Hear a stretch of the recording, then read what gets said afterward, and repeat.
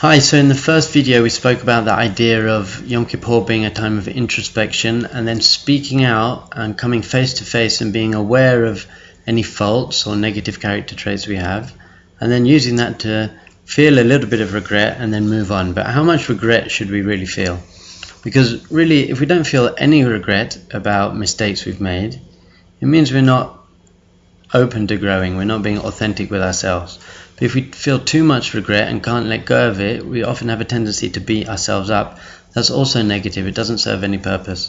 So someone actually gave me a good example today. Imagine I threw a tennis ball to my daughter and she didn't catch it, and it bounced off one wall and another wall, and then it hit my wife in the face, and it really hurt her.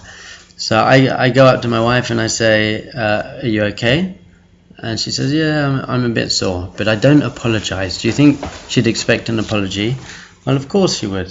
I should say sorry. So if I don't feel any remorse, oh no, I've done a terrible thing, and I don't apologize for it, that's not a good state. But imagine I just keep apologizing for it. I say, look, I'm so sorry. And she says, okay, I forgive you. I know it wasn't on purpose. And then the next day I go back to her and say, no, really, please forgive me. I'm just so sorry.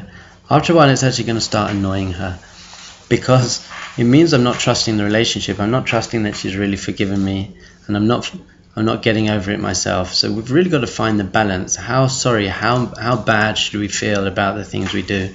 So one actual thing that happened to me yesterday, every morning I go and I learn Torah with a group of guys. We learn from 9:30 in the morning to 1:30 in the afternoon. And I've got a rule that from the moment I step in there to the moment I step out, I don't check my email. And it's very tempting sometimes, when you go outside to the bathroom or you want to go and get a drink, it's easy to quickly check emails. But I've got a very strong rule. I never let myself check my emails. And yesterday, for some reason, I broke that rule. I justified it. I said I really need to check my emails.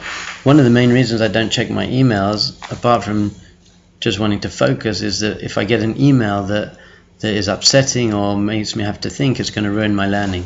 And that's exactly what happened yesterday. I checked my emails, let myself down for the first time really, and it was an email that really made me have to think, and it threw me off. So I wasted 10, 15, 20 minutes of learning because of this email. And I realized straight away that in a way I'd been punished, as it were, because exactly what I feared happened when I let go of my rules. So I felt really bad about myself, and I realized I'd wasted my time. But then it occurred to me, if I don't get over it, I'm just wasting more and more time. I'm taking more time away from my learning. So the key is to be able to feel the remorse and feel the regret. And you know what? I've let myself down, but not to keep it going, because by keeping it going, I'm not benefiting or growing from that. We have a tendency to think, I'm such an idiot, I've let myself down, I've let other people down, and we beat ourselves up. And in doing that, we're just extending it, and it's a negative thing. So we have to know what the balance is, because everything in life is only as significant as we make it. If you make something so significant, then that's how significant it is. If you say this doesn't matter at all, then it doesn't matter at all. So we've got to find the balance, because things do matter. If we want to grow, and if we want to have relationships with our friends and our family, we have to make our mistakes significant to a certain extent, but not too much. So Yom Kippur is really about finding this balance.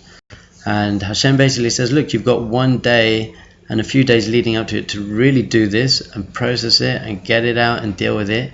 But then use that sense of regret and remorse about your wrongdoings and your faults, and use that to really say, okay, I don't want to do that anymore, and now I'm going to move forward in a positive manner. See you in the next video.